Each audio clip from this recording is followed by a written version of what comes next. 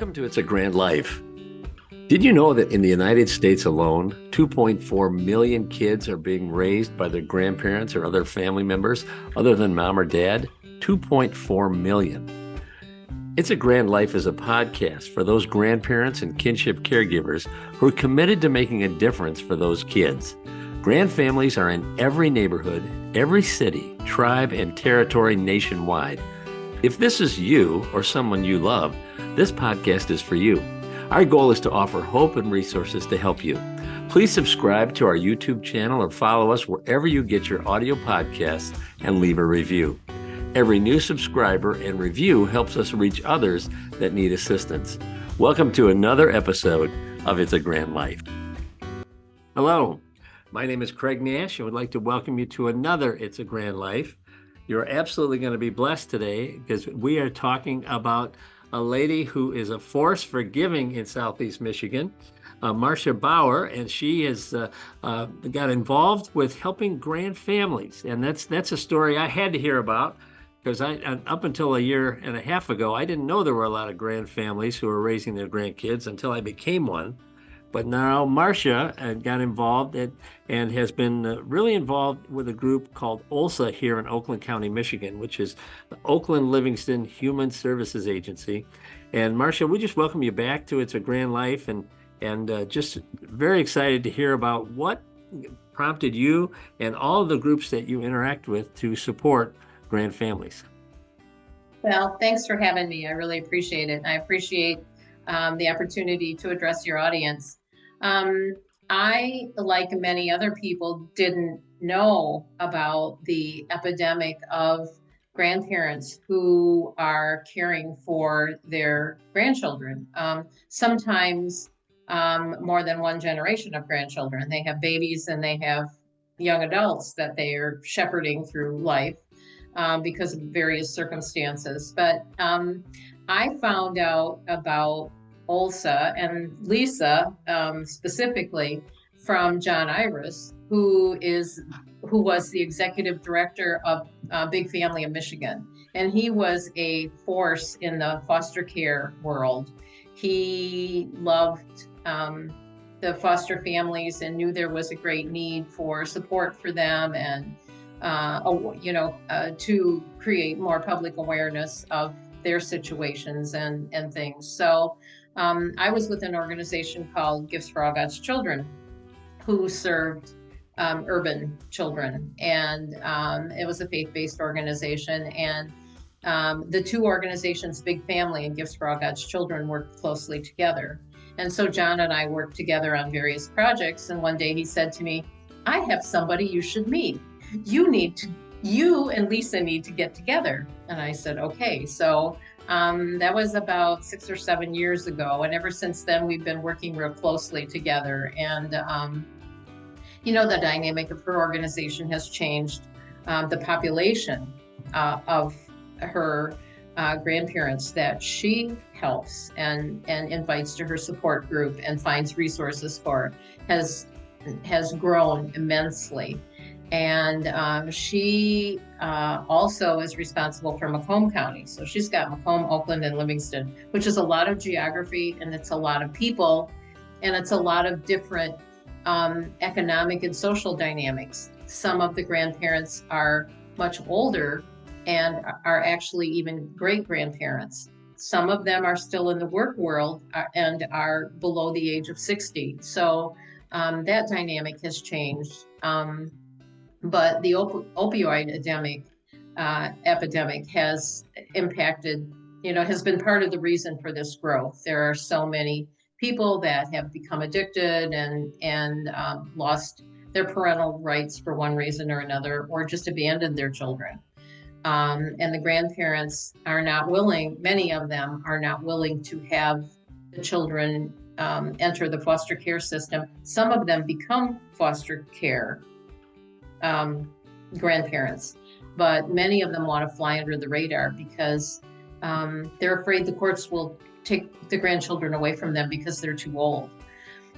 What the dynamic that has also changed is many of them are also in the age group where they're caring for aging parents or aging siblings. Right. So Lisa calls them the sandwich generation. And some of them she calls the lasagna generation because there's 4 layers Oh, of kinship care. And nobody really, unless you dive into it or know somebody who's involved with it, you don't even really understand what kinship care means. In the old days, people just did it. Families lived together, there were generational homes, and, right. other cultures do it instinctively. In our country, it's kind of a mishmash, and our society moves so fast that it's sometimes these people get left behind and they get forgotten. Our courts don't know what to do with them. Our legislators don't know what to do with these families, and they receive very little help. There are literally no resources for them. And this is the group that's not part of foster care. They're right. They're kind of, so they're outside of the system, and yet, from what I understand in Michigan, there's 10,000 kids or 10,000 families in foster care, and there's 50,000 that are not in foster care, like they're either the kinship care or grandparents raising their grandkids, and they're not getting any support. But the fear that you touched on, Marsha, is just so apparent. They don't really want the state coming in and looking things over, and now there's fear. Will they take my existing kids, or am I too old? And yet they're from the financial perspective, we are saving the state millions of dollars by raising these kids, and so many families that you and I talk to, they are just really struggling, and they would be lost without the support of outside groups like your group that you've plugged in to support grandparents raising grandkids, or kinship caregivers. And that term kinship never made sense to me till I got it. It's relatives, or raising the kids, not necessarily grandparents. So and you just have to take your hat off to them. They're aunts and uncles and siblings, and I mean, just doing a phenomenal job. But so what groups are you involved with now that are supporting the folks out of Ulsa and other grand families? Well, the primary group that I work with that really has wanted to create more awareness and more support and resources for the grandparents raising grandchildren is a Thrivent Community Group. We're a board of people that are Thrivent members, Thrivent financial members, and we are allowed funding from the company to do community projects, to do service projects, to support and work with people that need help in many aspects. It can be, packing meals for the Kids Coalition Against Hunger. It can be doing an in-gathering or doing a fundraiser for grandparents. For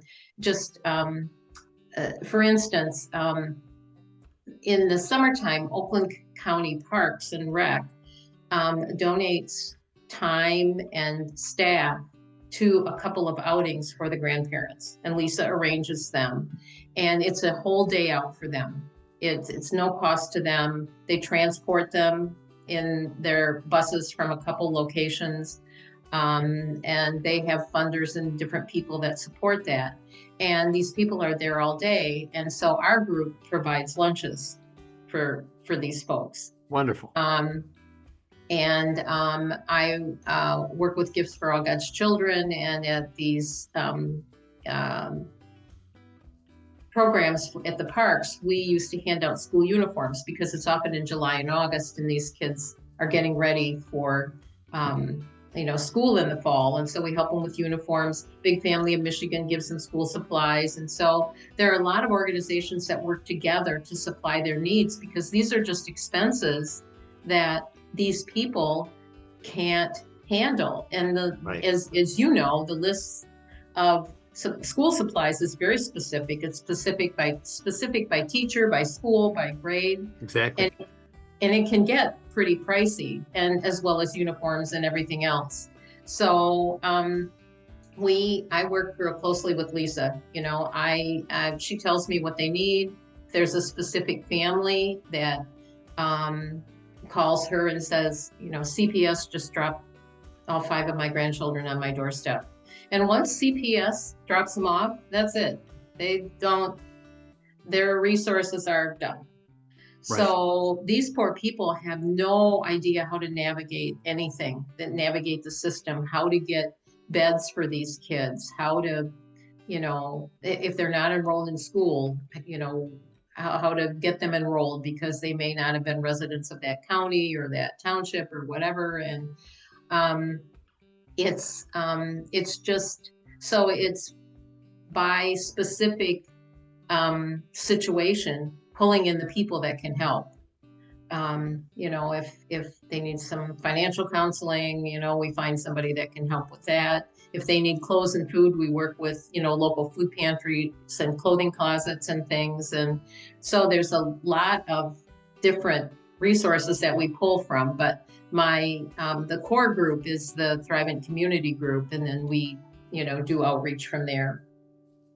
So it's a lot like you're the administrator of a program for multiple families trying to put all these pieces together. It's not just Marsha saying, we're going to go support, we're going to buy lunch for these folks today. No, there's all these pieces, but they need their special chalk, and they need this special glue for the classroom, and they need colored paper in 3rd grade. They may not need it in 6th, but the Marsha, your group's got to take care of that. And that takes a lot of effort and a lot of hands-on time at Staples or Office Depot or wherever you're going, and to make sure that each student has what they need. And then you've got the uniforms, and it's just absolutely amazing that and I'm familiar with that because that's what we do for our granddaughter, but you're doing it for all these granddaughters and grandsons, and it's and they'd be lost without it. And it's just so encouraging, and it just takes such a commitment. But Marsha, what drives people to give like that? Well, many of them are at the same phase of life that these grandparents are. Somewhere above age 40, and they cannot imagine being put in that situation, especially if these people themselves have health problems. They don't have living accommodations that will allow for children. They don't have good transportation. They don't know how to navigate the system of the needs that these children have. Many of them are in therapy or need to be in therapy, various therapies. Some of them were born addicted, and they have learning disabilities. They have, they're on the spectrum of some sort. They need therapy because they have dissociation syndrome. Depending on at what age they were given up by their parents, some of them have this abandonment, separation, anxiety. They have sleep disorders. They, have nightmares. So all of these things, the grandparents have to navigate, the mental health, the physical health. Oftentimes their children won't give up bridge cards and Medicaid cards and things like that if they have them. So a lot of this is all private pay for the grandparents, and they can't go to the courts and seek help. Many of them are even very leery of becoming foster parents because they're afraid somehow that some social worker is going to come in and split the kids up, and the last thing they want to do is separate these siblings. They've had enough trauma. So they live with the fear of what if every day. And so the people that recognize this and see this think, I'm so blessed. what would I do in that situation? And so they open their wallets, they, transport food, they, support people by, um, you know, um, counseling them, talking to them, praying with them, Right. praying for them. Um, there's so much to do. The list is extensive, and it's just Yeah. um, Yeah. you, yeah, it never ends. I hope that sometime you can join a support group meeting, because some are in person and some are on Zoom, but you hear the stories of these people and you hear them not commiserate, but come together and support one another. And it's because they know that people are supporting them. People that have been in this situation for a long time will embrace and lean in toward the newer people and say it'll get better. And some of them are, the kids are angry and they lash out at the grandparents, and it's hard for them, and they need a lot of counseling. So um, anybody that learns about these people, very quickly develops a heart for them. Well, I think you really hit on something there from a donor standpoint. The folks that are grandparent age that see these other grandparents in these situations that they did not volunteer for. No one raised their hand and said, "Boy, I'd really No. love to raise my grandkids."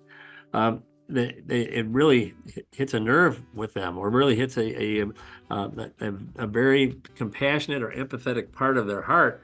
And boy, that they realize that could be me. And how can I help folks that I know really need the care? And it's not going to some huge charitable organization where a small percentage gets to the actual folks who need it. This is going right to the grandparents that need the help. And that just makes so much sense to me, because there's a lot of opportunities to give, but where can we put our resources where it's going to make a difference today?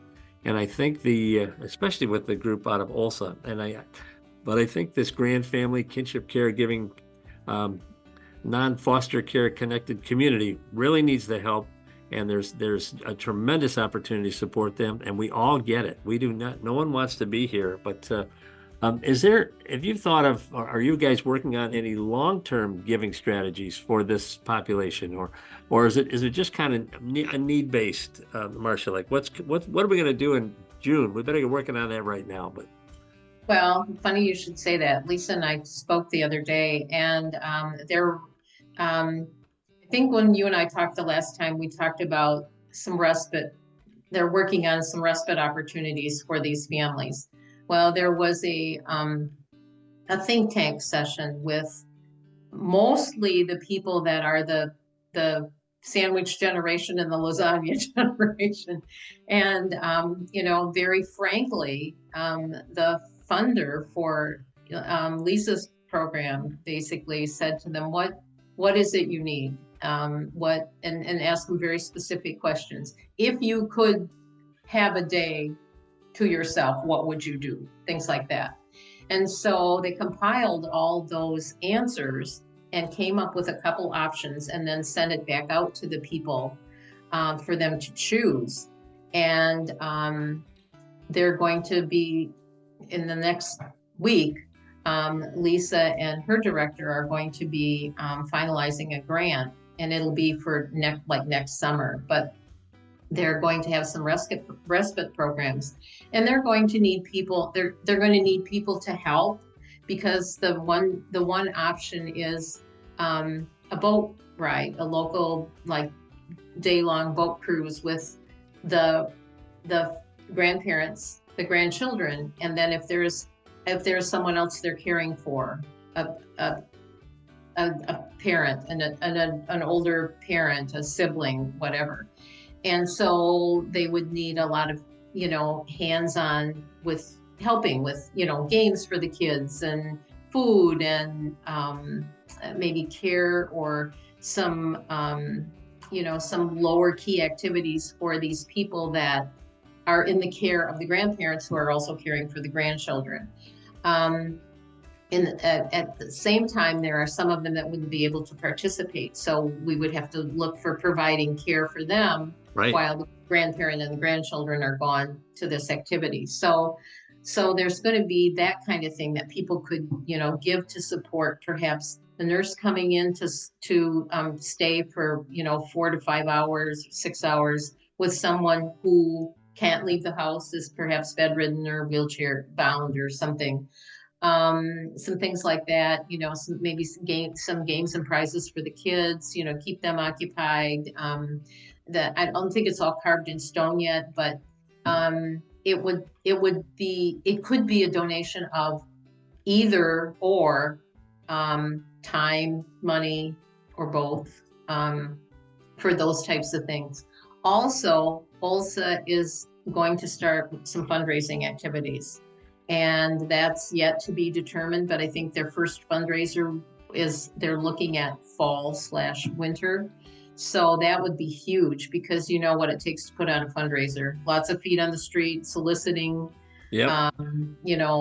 funds, sponsors, prizes, that kind of thing. So there's a lot in the works right now, for upcoming, probably last quarter 2024 and then 2025. But yeah, I think that they're ready to move their organization forward because they see that population growing and it's not going to stop. It is absolutely not going to stop. You're 100% right. It's just, so in your involvement the past 7 years, you've seen it just continue to mushroom, right? There's just been more and more folks, and there's only one Lisa, and her caseload continues to grow. But do you have any final words of encouragement to our audience, as far as the folks that aren't plugged in as from a giving standpoint, or that whether it's time or resources? What could you say to them that would get them, off the bench and into the game? Well, what inspires me are these people. I get a lot more than I give from these people. They, like I said, in these support group meetings, whether it be in person or online, she has them during the day and at night. So, various populations can attend. These people don't complain. They're grateful. They're faithful people. They're strong. They have strong moral cores and they have strong faith, and that's what helps them do what they do.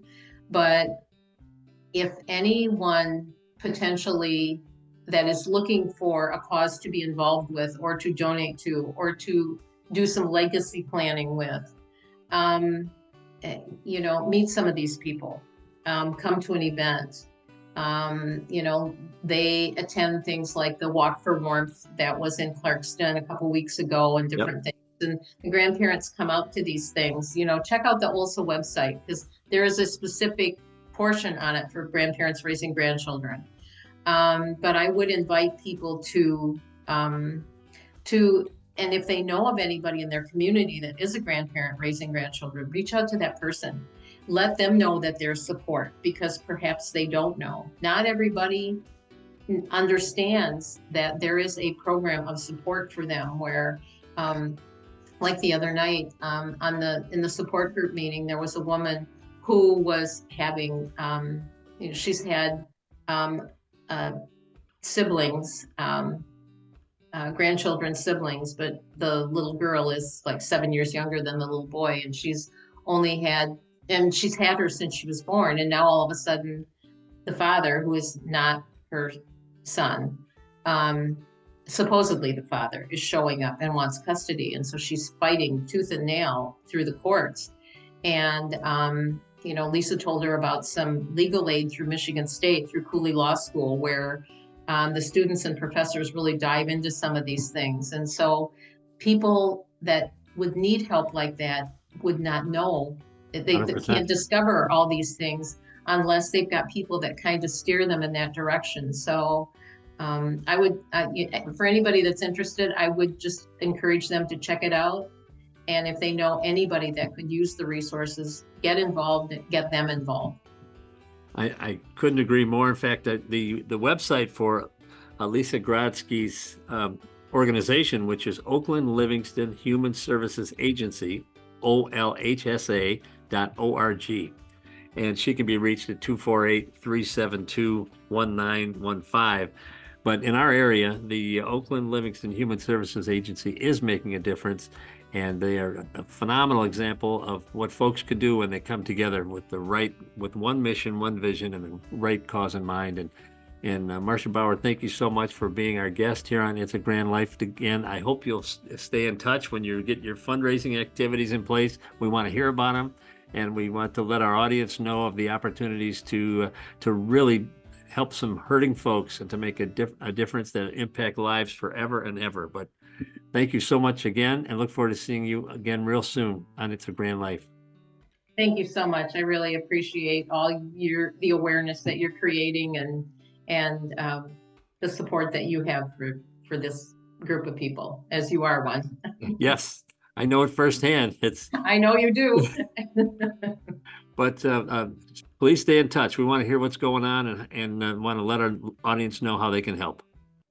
Thank you for joining us today for It's a Grand Life.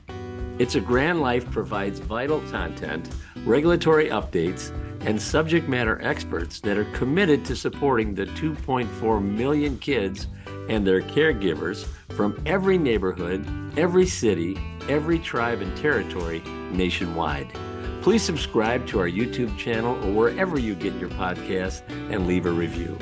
Every new subscriber and review helps us reach others that need assistance. As caregivers, we are united in purpose. We are driven by hope while providing strength for today and hope for tomorrow. We are truly making a difference while living the grand life. If you have a suggestion for a future episode, please reach out to us. But we'll see you next time for another It's a Grand Life. Thank you for joining us.